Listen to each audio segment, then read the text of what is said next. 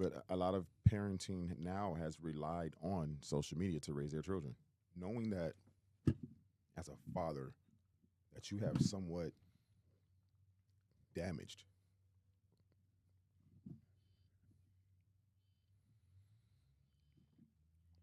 your child in ways that you wouldn't even dream of. Take a lot out of you. Coming to counseling, asking for help is one of the like that's the kiss of death. And I think somehow as men we need to get beyond that. That's I why grew up in a mess house.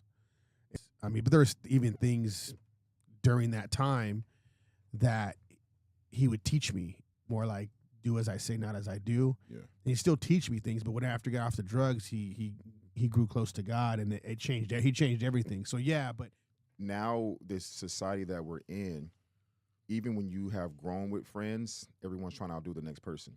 yeah, so why do you think that is? Why is that? Why do guys always want to top the other dude? 11 years old, I was molested as a child. So there's things that I got that I should have never got. Hey. I honor you. In front of these men, in front of Jacob, in front of whoever's watching. So many men carry scarring secrets in their lives.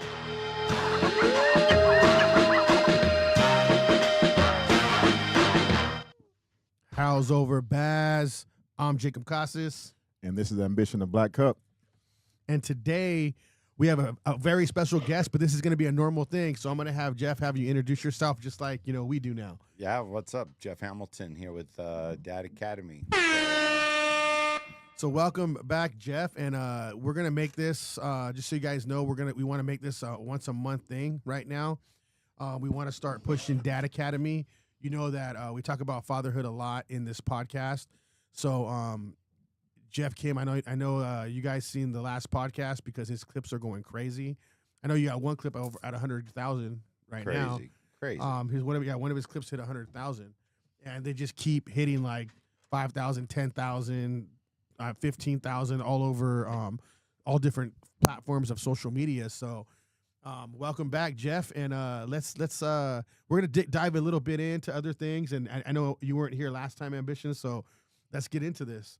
So as a pastor, I get involved with the intimate things that happen in people's lives, and man, so watching families and raising my own and seeing my kids that they kind of grew up to be pretty functional adults with minimal amount of therapy. I just thought, right? Because I mean, there's no way that you can escape growing up with your pops without No type of trauma somewhere. Yeah, exactly. Right.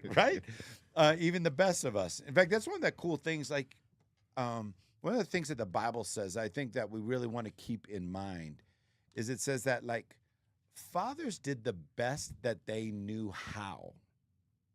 And so the problem is with so many dads, especially for those of us or those of you who may have like, man, I don't know, I don't want to talk about my dad and stuff like this. There's too many things. Like even our guest that was right before her talked about the rough family life that we grew up with. We forget that like sometimes you just don't know, right? Like, Yeah, and we were talking about this. There's this old quote that I heard. It's, if you knew better, you do better.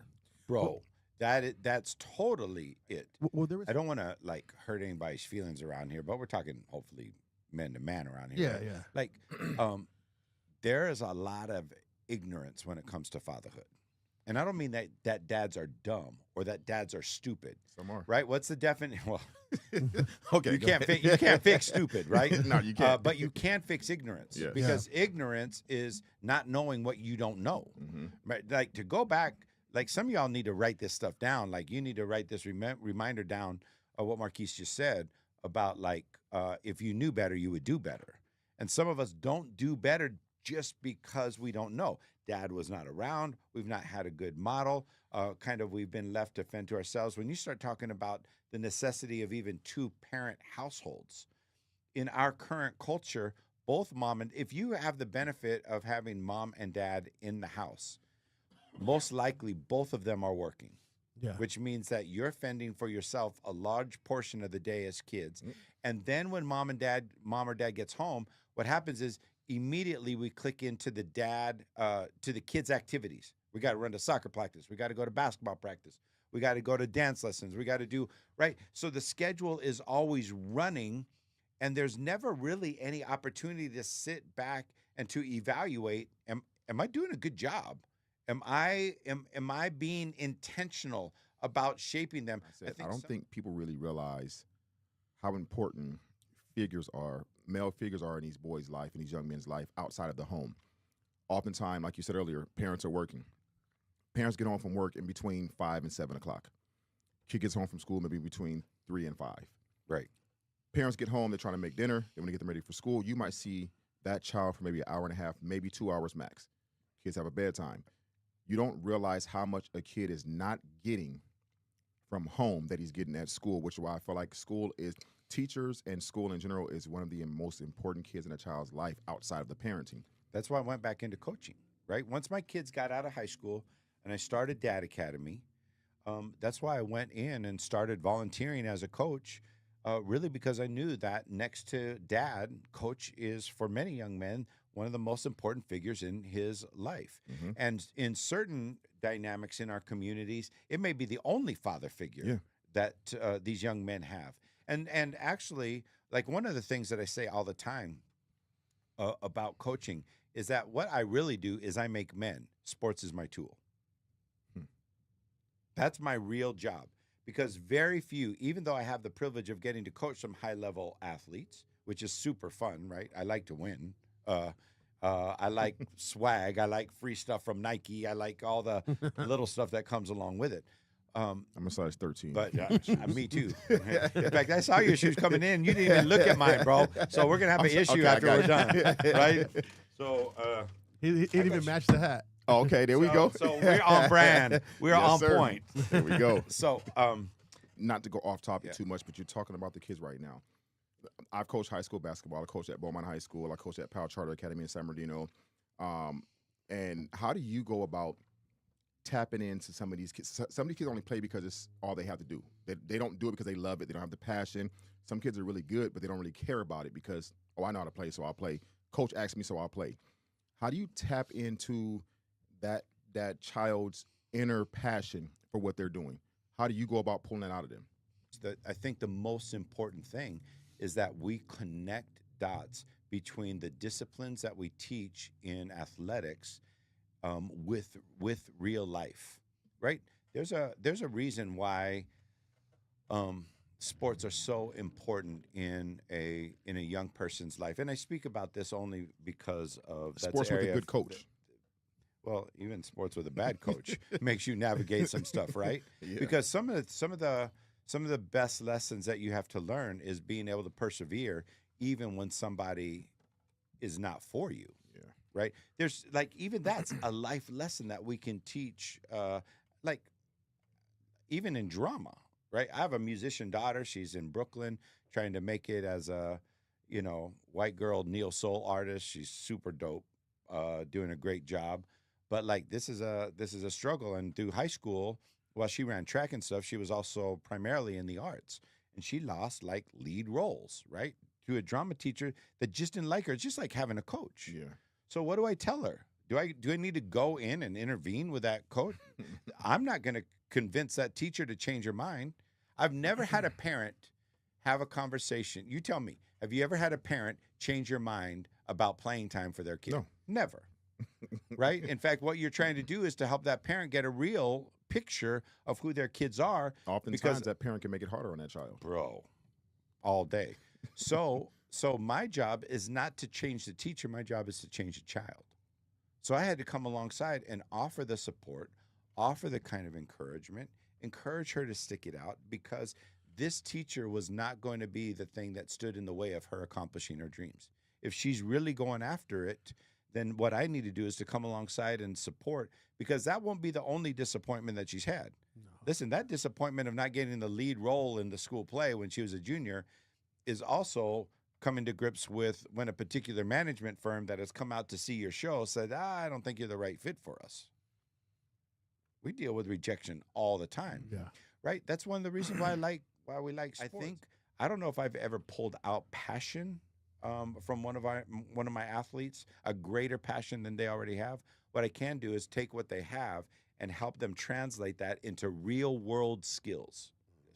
Have you ran across a student that was naturally gifted, didn't have to practice, he just had the natural gift of whatever sport he was playing? Of course. They're the hardest ones, right? That was me. Unless they have unless you trust the coach. Truth, that's like one of the challenges as we start to coach men. So many men go, how many times did a kid has told you like, no, I got it. And you're like, that's the worst thing you can ever say to a coach, because if you had it, we wouldn't have to correct you. We wouldn't have to coach you up. And men say all the time, especially when it comes to fatherhood, like, no, I got it. I'll figure it out. That's a curse of death for your family.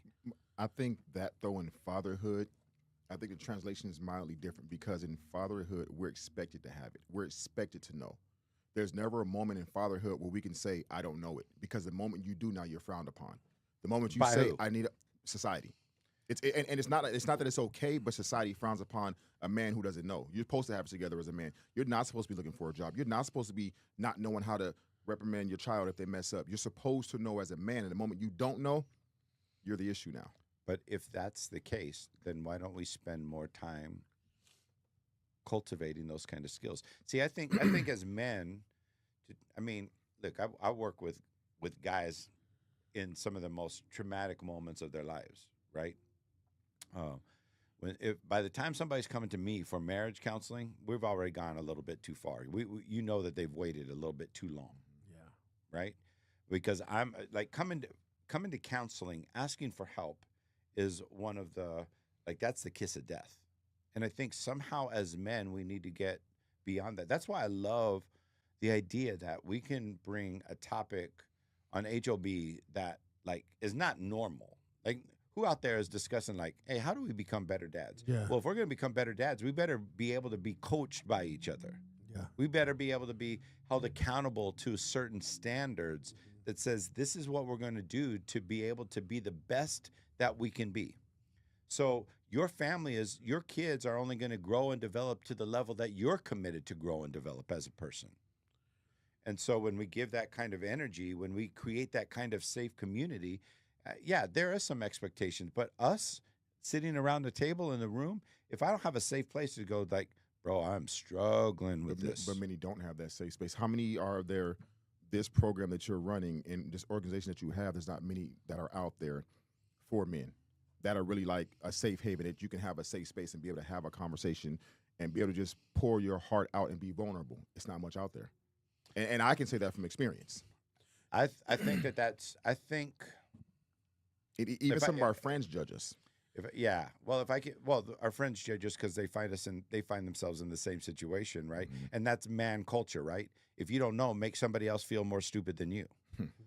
So, I want to push back on that a little bit, because I do think that one of the signs of being a real man is to have people in your life that you trust. The problem is that many of us have had that trust violated.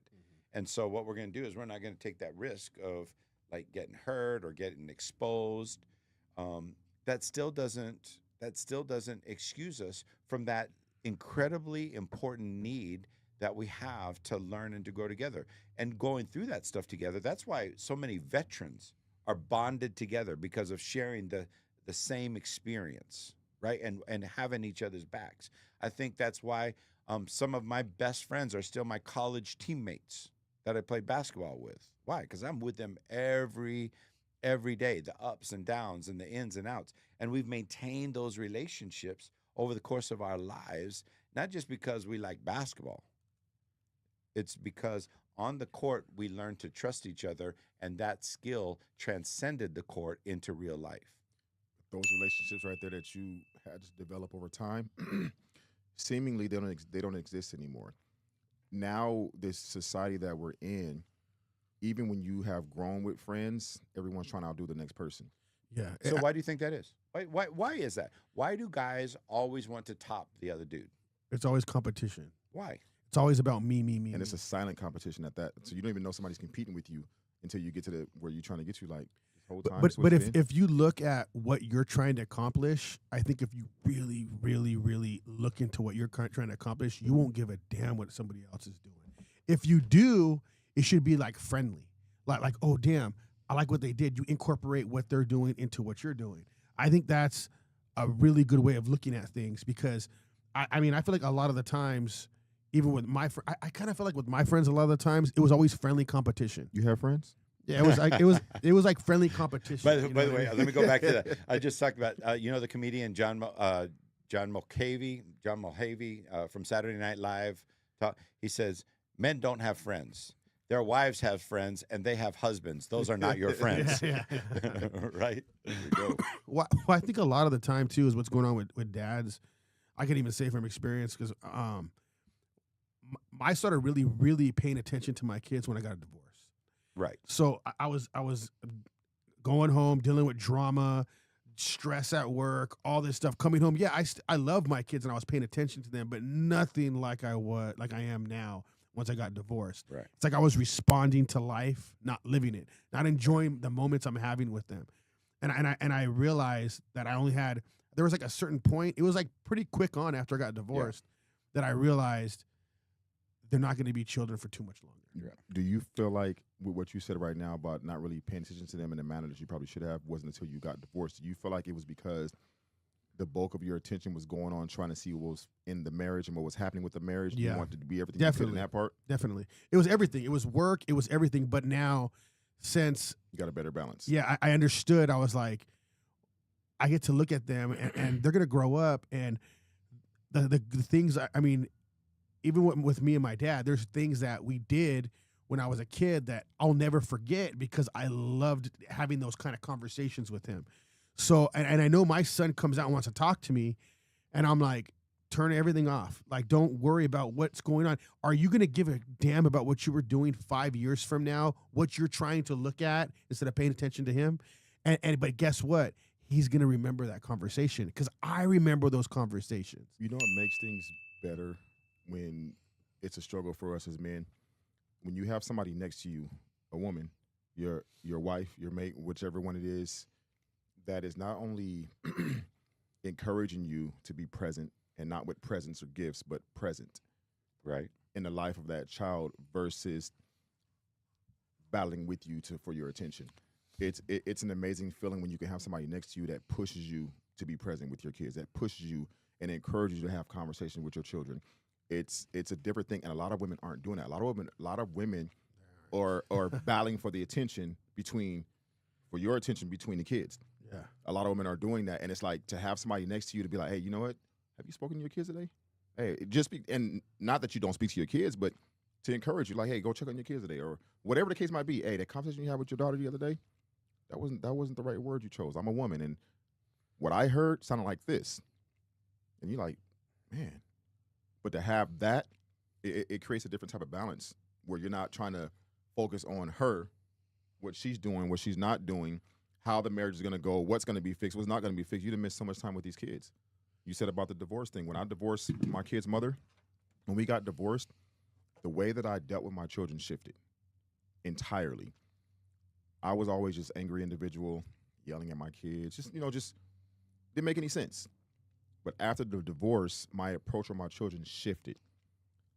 I began to sit down and listen to everything they were saying. My daughter was like, Dad, I felt like this, and this is how I was feeling. This is how you made me feel. I had to sit back and take that.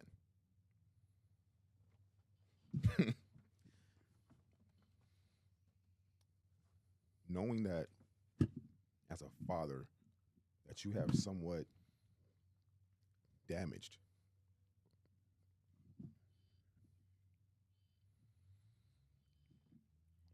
your child in ways that you wouldn't even dream of.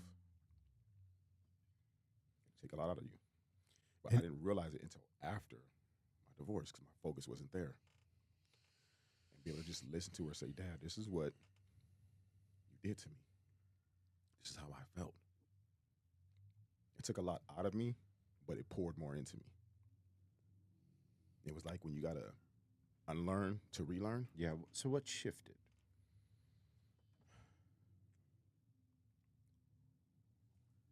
I think it was, I had a sense of selfishness that was there. See, now we're getting into it.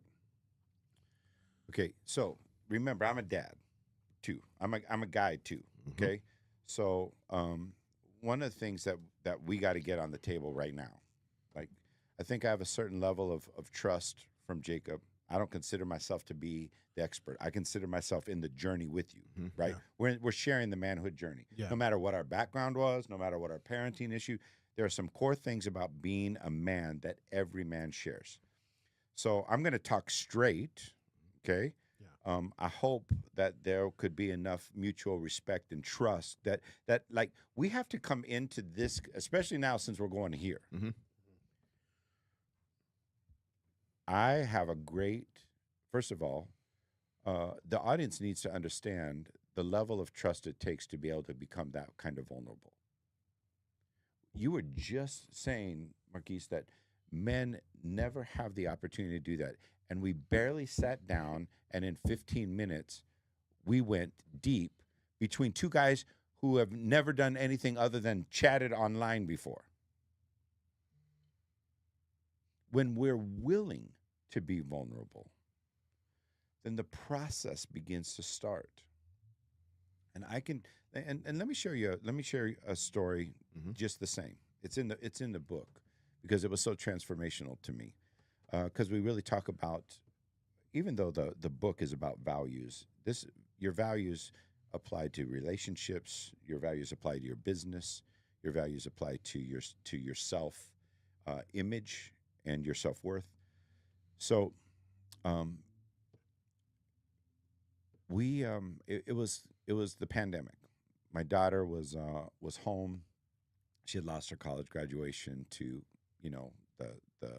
to COVID. She lost all of her grad school money because if you're a music performer, there's no one to perform to in a pandemic, right? So she lost her future. But we were at home. We have a we worked hard, my wife and I, at our family culture. We weren't perfect, but we wanted a healthy culture of communication and all this stuff. Well, I'm a good multitasker. So I was on the computer and I've got the TV going on. Everybody's working from home, trying to figure out. My wife and my daughter are in the kitchen, and they're talking about like what they're going to make for dinner that night. And my daughter goes, "Mom, let's make some broccoli." And I heard my wife go, "Your dad hates broccoli," and I laughed. No big deal. That's common knowledge in my family. The next day, kind of same situation. I'm doing work and noise is going on, and I don't know what the girls were talking about, but I heard my daughter say, "Yeah, but that's not Dad's kind of thing." I don't know why that triggered, right? But I just overheard that. Third day is that same kind of situation. I think now I'm piddling out in the backyard. I don't know what I'm doing, sweeping or I don't know. But the girls are having a conversation, and my wife said, "Yeah, your dad's not going to want to do that." And immediately I heard a voice inside me that just said, "Dad wins." That everybody in my family knew what I liked and disliked and had arranged their lives around pleasing me. And yet that's counter to the decision that I had made as a dad. There's a scripture in the Bible that Jesus talks about his mission statement. And the most, God come to flesh. I don't know what you think about God and all of this religion, but picture this, that God says, "I didn't come to be served." That's so counter culture. He says, "I didn't come to be served. I came to serve and to give my life." And I thought, if God became a man and that was his mission, that should be my mission. I love that. And so one of the challenges that we have with competition, one of the challenges that we have with this rejection is because I think we have the wrong goals and expectations. Because our perform for love culture, especially as men, we're designed for affirmation. We're designed for respect. Those are the things that we want more than anything. That gives us a sense of worth and a sense of value when we know that what we're doing and the sacrifices that we're making are acknowledged, right? Because if not, we'll go anywhere where we find affirmation, right? We'll work harder because the paycheck is affirmation. How many guys you know that talk about, like, look at my big old rims? Oh, you're still living in an apartment, but you got nice rims, the best rims in the neighborhood. Like, we look for anything that would make people notice us and make us feel like we're important. Validated. Why do you think men have affairs with people in the office? Right? Because the secretary thinks you're important and she doesn't see you leaving your dirty chonies on the floor that your wife has to pick up and put in the laundry, right? Yeah. Things change the minute that you see somebody's drawers and you have to put them in the laundry. And like the biggest way, you don't get rewarded for serving. You don't get acknowledged for giving your life away. And yet that's the thing that is the most rewarding thing over the course of our lives, is knowing that we've had the skill and the capacity to change someone else's life, and we direct all that energy towards ourselves. So, it's a pretty significant shift. That doesn't mean we don't work hard. That doesn't mean we don't. But the motivation behind it. How many times, guys? I meet with some of the most successful leaders down in Orange County. You know what they're still telling me? I'm still trying to get my dead dad to be proud of me.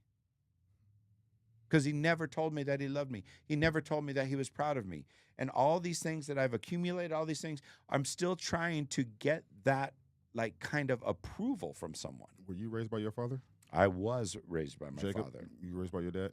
Yeah. So with what your dad gave you, did you take that and give some of that down to your kids with what you learned from your father? I tried. And Jacob?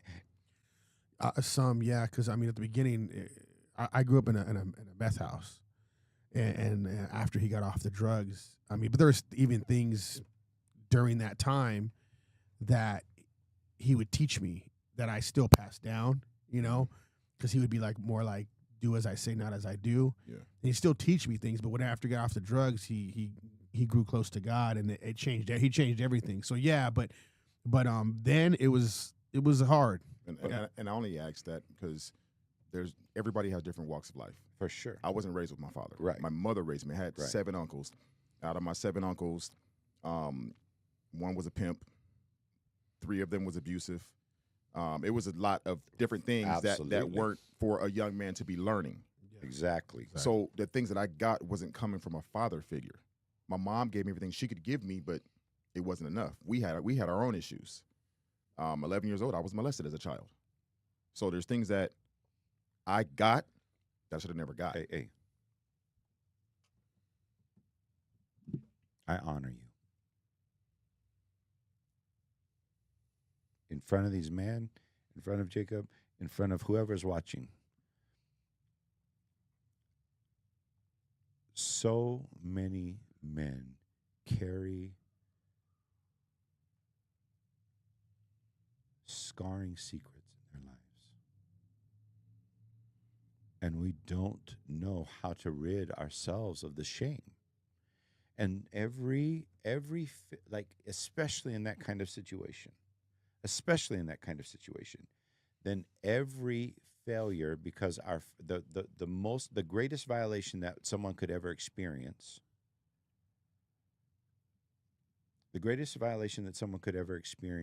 then every failure reinforces that encounter that of self-degradation, of self-blame, right? Of the harm that someone else's will imposes on our lives. Hey, listen, the reason that admission right there should be a model for anybody that is listening. Like, you have got to find a safe place to be able to walk through life. I don't have a solution for you. Like, there's nothing I can go back. Nobody can go back and change that. And the fact that you have still continued to be able to navigate life, that your life as a dad, your life in your career has to overcome these obstacles. Bro, I want you to know that in my eyes, I hold you with highest respect. with the highest esteem. Because men who have to overcome these kinds of things, there are not just disadvantages, there are emotionally handicapping things that take place in our lives. Especially, we see the importance of childhood and how, bro. I just had a friend of mine at a church in Las Vegas, and he had to let go a staff member who was caught imposing his will on children in the church. Obviously, a huge thing, right? I mean, and they find these predators find these kinds of places because they can find safe and they can find cover. And obviously, you can tell it would tear the church family apart, and it was just. But what started happening? He had 30 men that came up to him in individual meetings and says, I've never told anybody, but since this happened in our church, I told my wife for the first time, and now I'm telling you, Pastor, that when I was a kid, I too was molested. And this is the impact that it had on my life. More men than we can imagine have experienced that in his life. And one of the kids, holy cow, how did this go heavy like this? This is, when we lived in Nashville, in 95, we moved to Nashville, and we were living there, and that's when my kids were born, and we had a family that adopted us there. And they took us in. They threw our baby showers. We spent holidays with them because our family was back here in California. And the young man, who at the time was 15, and we were with him until he was 21 years old, involved in their lives, and we stayed connected throughout all the years. Man, just the best. A lot of things went on. Became a very successful businessman. And a year ago, February, he dropped his kids off at school, got into his Range Rover, drove down a country road, and took his own life. And so much of it is rooted in the shame of the experience that he could still never get over of having been molested as a child. I've been there too. December 2018. Bottle of pills and bottle of vodka. I mean, that's what I said. As men, there's so much that we battle, and then you try to convert that over into fatherhood, and all you want to do as a man, a lot of times, is to protect what's yours. Yes. You want to make sure your children are going to be okay. You want to give them the right tools so when they get of age, they can go into the world and be able to fend for themselves. But are they ever really ready? And did you ever prepare them properly? There's all these different questions you have. And because of what I've had to deal with, I didn't have a father teaching me how to do what needs to be done for my children. Mine was complete trial and error. I didn't have a blueprint in front of me. I didn't have a man saying, hey, this is what you should be doing, and this is what you should not be doing. When you have children, instill this into them. I didn't have any of that.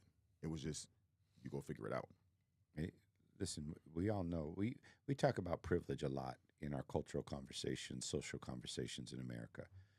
You know that the greatest privilege, and it's marked in research studies, the greatest privilege that anyone has of any socioeconomic situation, of any racial situation, the greatest privilege anyone has is growing up in the home with a father. Yeah. So now, like, I don't mean to turn the corner. I'm not trying to be, because what we're talking about is real stuff. Like this, I don't know where to look. Whoever's out there watching right now, you need to figure out something, how to get into a conversation like this to really trust some people in your life, because it really will be life-changing. It really, like, I'm really believing that, Marquise, when we're done with this conversation tonight, hopefully it won't be our only one. There's other stuff that all of us got to process through, right? Mm-hmm. But that the men out there watching, even the ladies who might have caught this moment, understand how significant community and trust and authenticity is, because it's the only way to healing in our life. We can't listen, there's none of us that can fix what happened to you. But the fact that somebody who barely knows you, who hears this, Jake, we're not putting shame on you. We're like, bro, this is the strongest guy I've ever seen.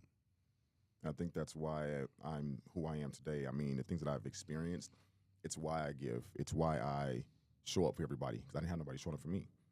So why, like, I don't mean to be sarcastic, please, or just like off the cuff. Mhm.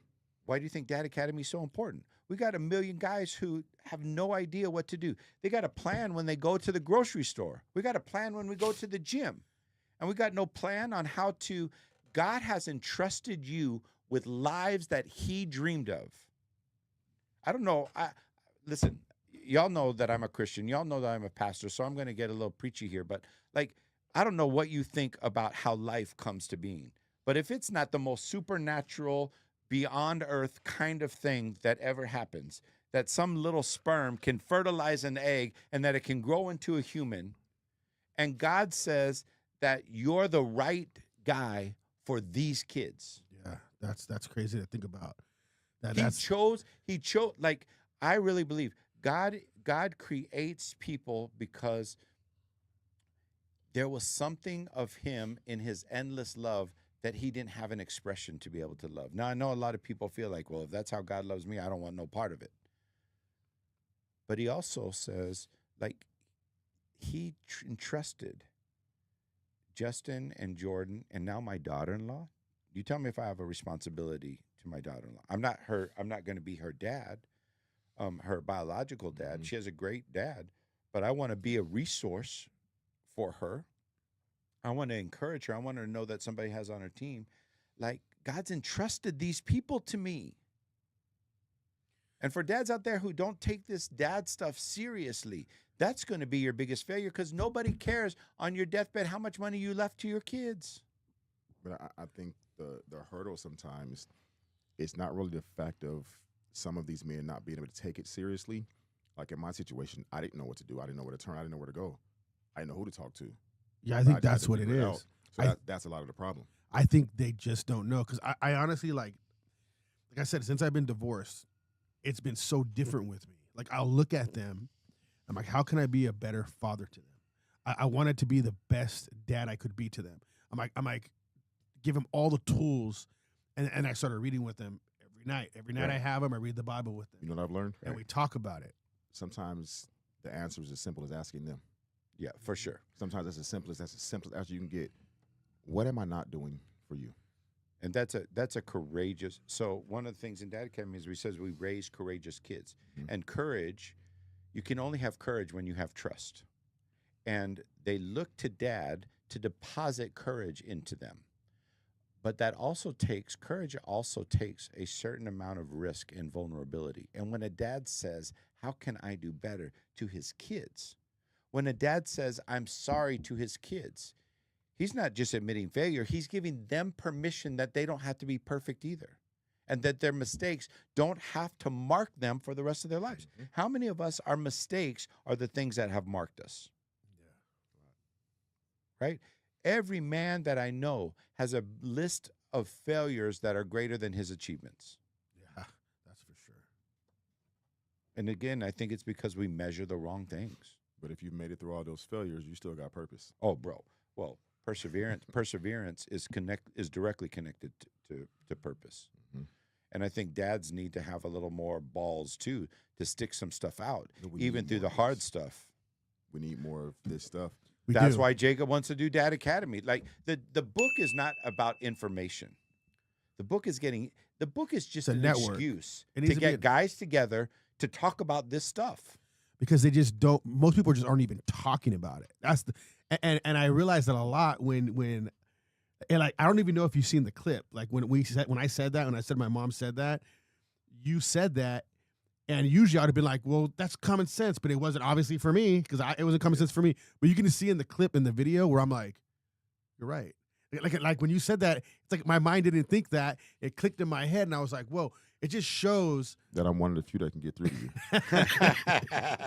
It just shows that people aren't thinking about it. Yeah. Because they just think, oh, I'm just a dad. Like this is part of the life. I mean, But there has to be a blueprint, like some type of thing that I think like enjoying moments with them, like you need to be there for them like the best you can. Let me encourage you. The blueprint for the dad you want to be is already inside of you. We just don't know how to mine that. And again, Dad Academy is a tool to mine to help you discover the skills and ability and the assignment that you have to be the dad that you want to be. Yeah. And it's just learning how to do it intentionally so that we get away. Guys, when you agree that men are most successful when they know what's expected of them, they have a plan to accomplish it. Mhm. But being a dad's the only thing that we're like, well, I wonder what's coming up today. And you think You know? I really think that's the most important thing you can do. I mean, like when you're a father and you're raising these kids. I mean, even raising the women. Like we do these shows, dating relationships, and all these girls, either their dad wasn't present, or they're there, or they're not. They let them get away with everything. So we see this all the time. It shows how important dads need to be there. And so with my kids, I mean, I make sure I discipline them. I have such a great relationship with my kids. And I that's the one thing that I really pride myself in. Like I want to make sure I have a great relationship with them, but I try to make it better and better and better because I know they're going to get older. Things are going to change. Their minds are going to change. So I'm just trying to be there for them the best that I possibly can. But we're in an era now where things are shifting and changing to where our presence is needed now more than ever. Yeah, I really think that too. As fathers, they're trying to strip a lot away from the fathers and emasculate the men and different aspects of things that are going on in the world. And they want to make sure that the information that the kids get don't come from us. Yeah, they do. Well, yeah, because if you can if you can grab the minds of the kids, right, then Got you're 'em. shaping the future. And again, like, listen, we think that divorce is traumatic for kids, and it is. Let me tell you something, a conclusion that I've come to. Okay, the number one cause of death in men between 35 and 65 in Orange County, according to our census, next to heart disease, is self-harm. So what do you think happens between 35 and 65 in most men's lives? Failures start to pile up. A divorce usually happens, right? Maybe you didn't achieve your career goal, so there's no sense of affirmation there. And I think that as men, we misunderstand what really is our drive and our purpose. We think that it's achievement in the workplace or success in our careers. And while those things are, we should view those things as tools with which then we create situations for our family to succeed. Could you tell me if your kids want you to make $20,000 more a year or want 20 more hours a year with you? Yeah. Right? So the reason why guys take their lives is because when you're disconnected from your family and you're disconnected from your purpose, then what is there to really live for? The world must not need me because that's the suicide lie, right? Things would be better if I'm not here. You somehow had to mentally shift that gear. My long left friend didn't and left behind 4 kids who now got to navigate life without their dad knowing that he took his own life. And you know that's even crazier because I had a friend, Stookie. He all his dad killed himself, and then his older brother killed himself, and about 8 years ago he just killed himself. Bro. So it just all the boys are gone. They all killed themselves, and I was just like, whoa, dude. And so you look at it, it just keeps going down the line. That battle was an internal battle that a lot of men struggle with. And when I spoke about being selfish earlier, that was an area where I was extremely selfish. Even the thought of it and even the attempt in it in 2018, it's a very selfish thing because you're taking a lot from everybody around you. It's a real quick slide. Again, think about the flip that happens in a man's life. If we're really created to serve, to live sacrificially, and I don't even pretend to do that well. And my wife would tell you he's got a long way to go. I'm the first to admit that I'm when I'm talking about this, I'm talking to me more than I'm talking to you. I'm having to remind myself all the time. You know that's why God made me a pastor, right? He thinks like, oh, I can do something in Jacob and help him become the man that he has and have a podcast and do all this. Jeff Hamilton is such a wreck that I got to give him a job where he has to pay attention to me 24/7. That right? I think I feel like I'm that's the great. lower. I think that's a great way of explaining it because I mean, So I don't think I'm better Yeah. than. I think, in fact, I think like I have stronger boundaries. well, just place on my understanding life. that though is bringing like light to what you're how you even think because a lot of people just don't think that way. Like you have a responsibility, you have more responsibility on you, and you got to be more more accountable, and you got to look to him more. And it's Or like, else I would have looked to me. yeah, Selfishness is our default behavior. Self-centeredness is our default behavior. And so when a man life starts zeroing in on himself, and again, it's usually the accumulation of failures or wounds in our lives because we're not trusting anybody to help us navigate that. Like, again, let's go back to some of the difficult things, divorce, the things that we've experienced growing up. And we look at each other and we carry such shame from those things. You do realize that in America, we're really good with guilt and innocence, right and wrong, right? We understand legal stuff. What we don't understand is shame and honor, because shame is a relational thing. It's about how I perceive myself in relationship to you. It's a self-diagnosis. Mm-hmm. Now, sometimes people will shame you because they want to, as we would say, put you in your place. But honor is something different. I can't fix what you did, but the courage for you to be vulnerable, the risk that you took to be able to share something. I don't know how many times you've shared that with your life. I know men, that's not something that we're going to put a bumper sticker on our car, right? Or on our header on our Facebook. Bro, that's the most honorable thing a man can do.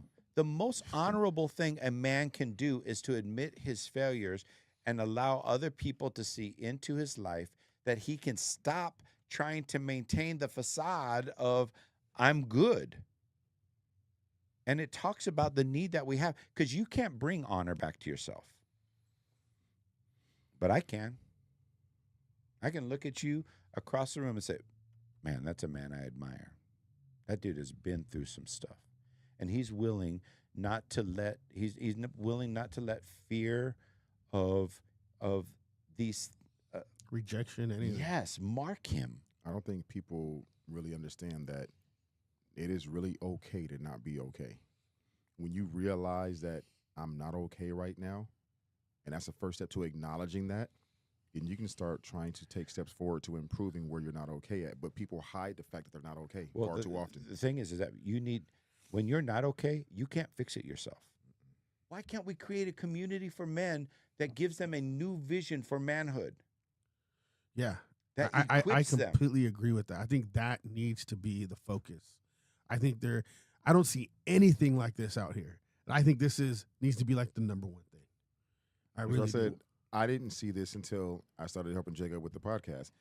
You don't see a lot of this, especially in the IE. There's not. I mean, there should be more programs for dads for sure, and there should be more for these young men. These young men are going to be dads soon enough. Mentoring is a whole. Okay, so you know why I want you to be a great dad? Because you're not only going to father your kids. If you're a coach, what are you? Mentor.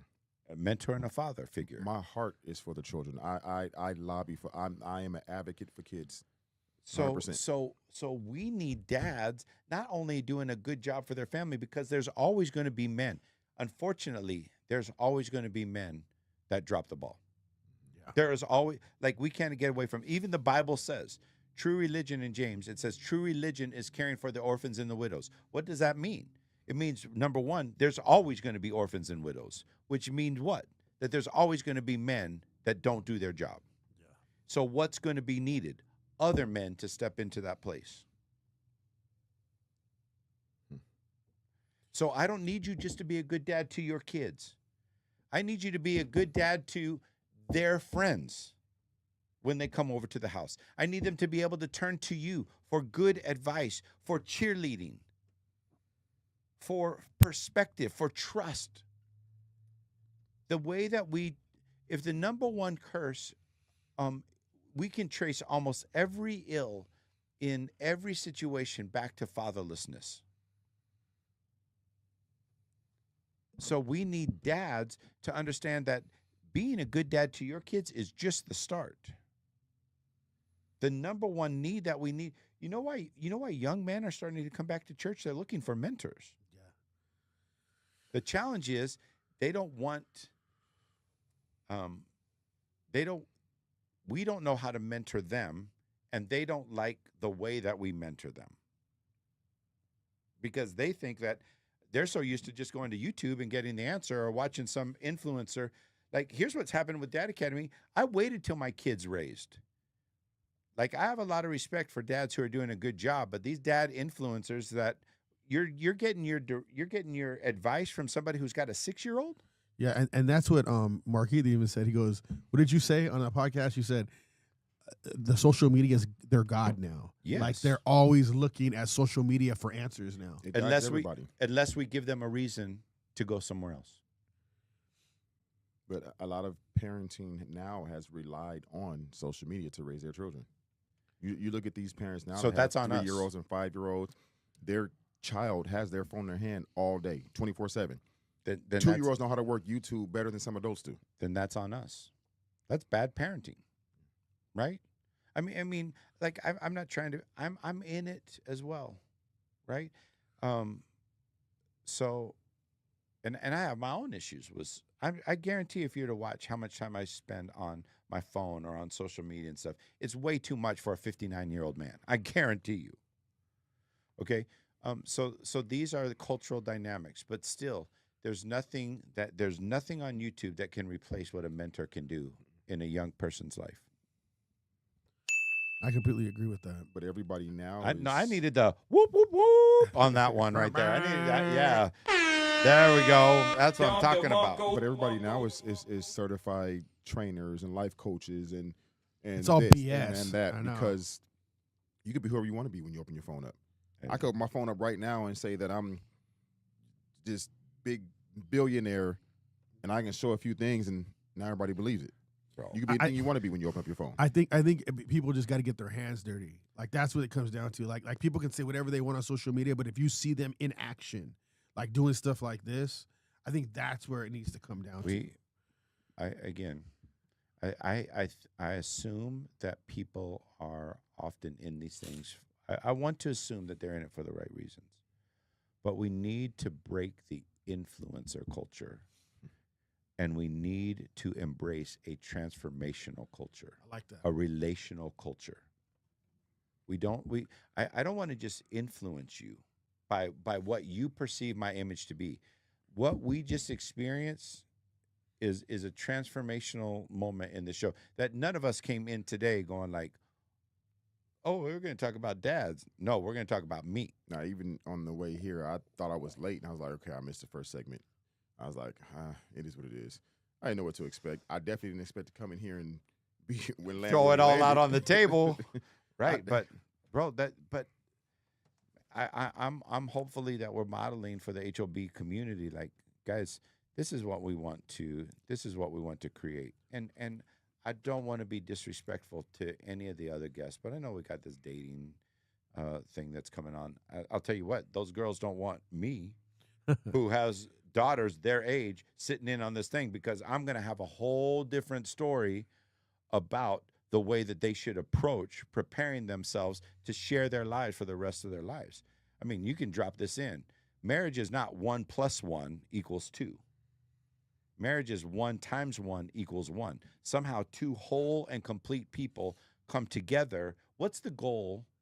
The goal of marriage, the goal of a relationship is unity, oneness. I mean, even the way that babies are made requires a physical unification, right? A literal melding together of 2 people. And the goal is emotional, is spiritual, is mental, oneness that complements, that creates unity. But we have too many young adults that see, what are they going to bring to me? What's going to be the plus? What are they adding to me? Bro, no wonder so many of our marriages are failing.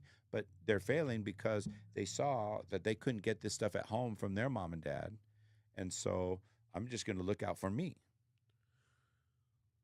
Jeff, what would be okay for people watching? What would be the first step you think a man could take to trying to transform himself as being a healthy father to their children? Well, the first step, I think, is that you got to understand that that's your assignment.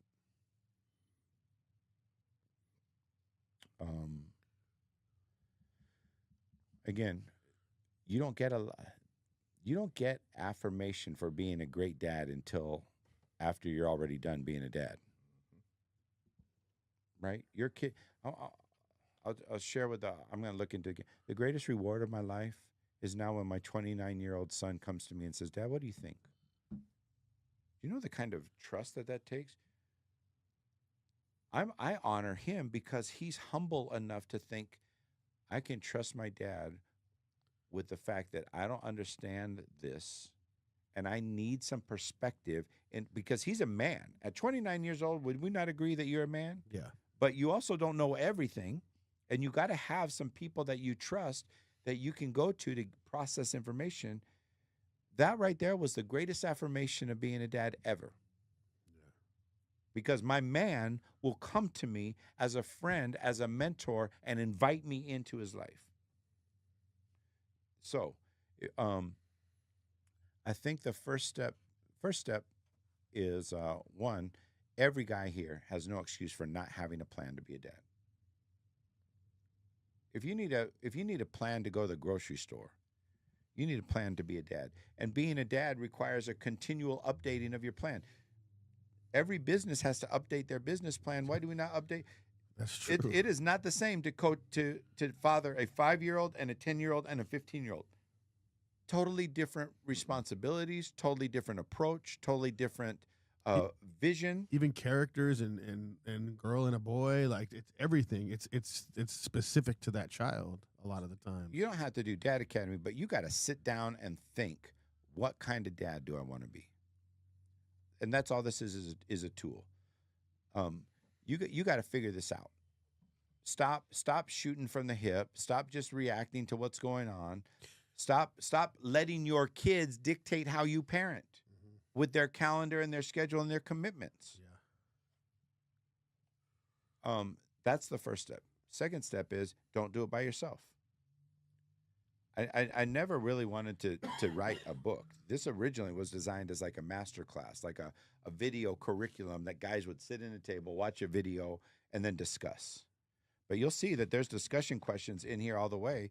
One of the things that we're talking about in the new year is actually creating a cohort of guys who are interested.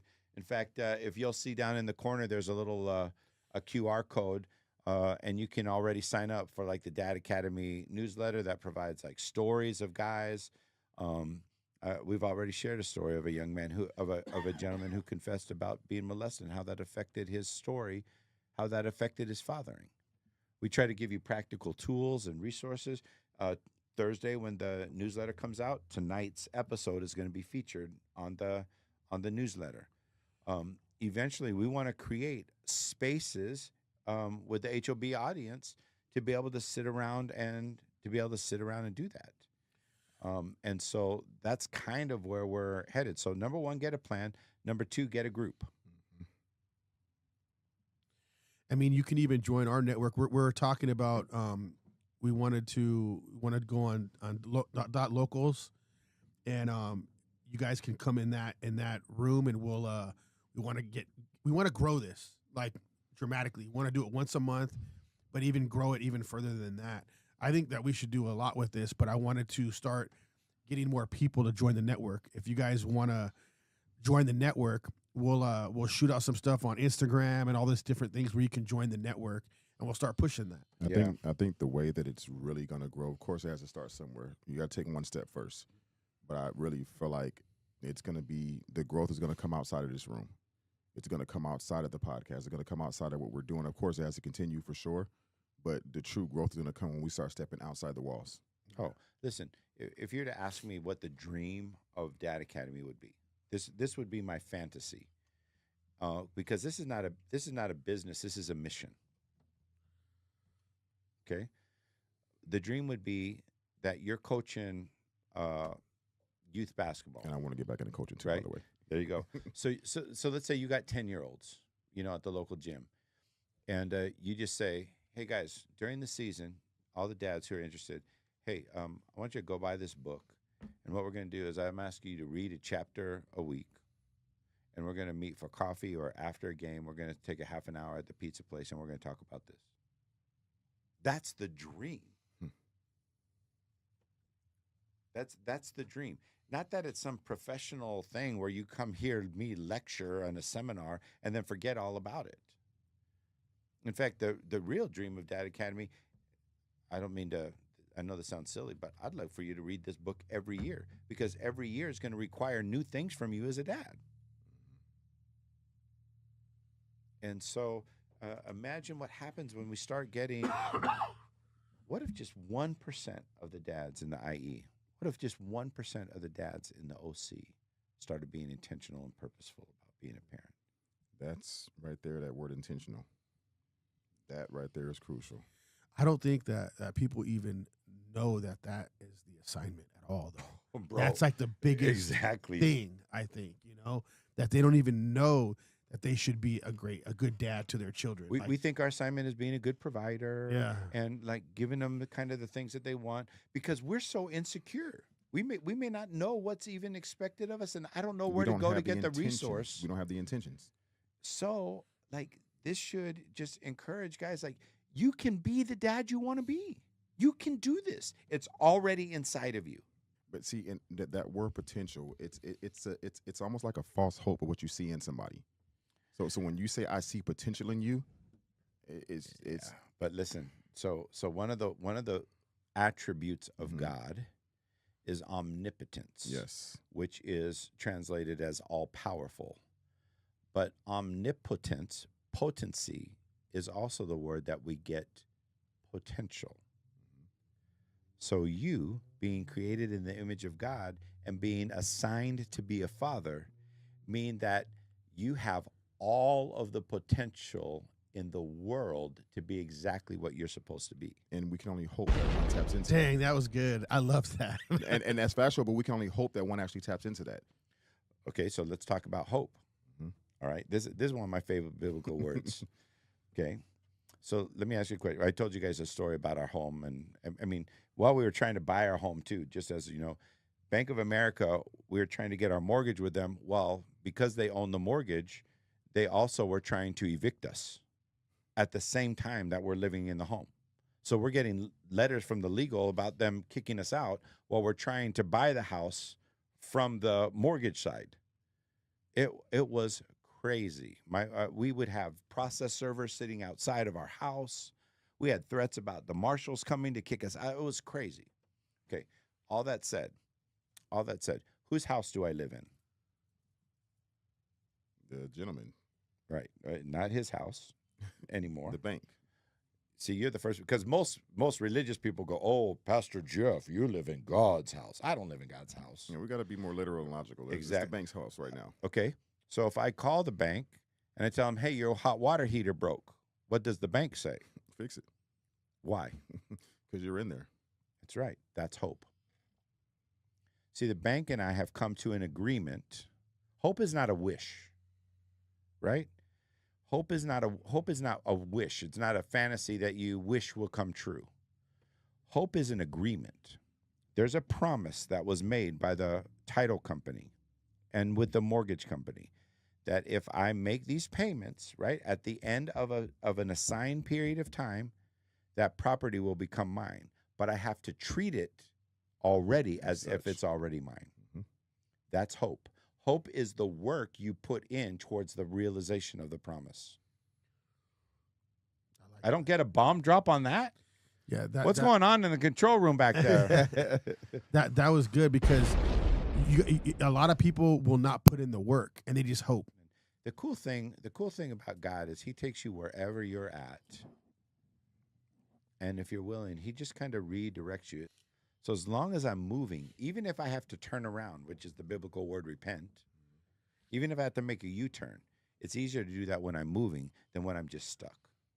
What we also want to do is we want to help dads start moving and not just feel stuck. Because all of a sudden, we've all experienced, as they say in parenting, the days are long, but the years are short. And let me tell you, man, I would go back to 5, 10, 15-year-olds all day. I would go back to that any time of my life, even if I didn't do anything different, because I loved it so much. We underestimate how much value that brings to your life as a man. That men have to start is with the willingness to set the macho aside and just find themselves in a community like this, not over a beer, right? Not over a couple shots, not over a pool table or a card deck, but like using something that you're really going to use to better your life, to surround yourself with men who want to be better as well. Find those dudes. Yeah. What you've experienced here tonight, this is what it should be. Yeah. And we appreciate all you guys coming in, the call-ins, watching everything. Please do not forget to like and subscribe. We know the slogan, so we'll look at the Shed the Sheep. We're gonna look at the camera on 3. 1, 2, 3. Shed the sheep. House over Baz. Dad Academy a segment. I'm Jacob Casas. This is Ambition, the Black Cup.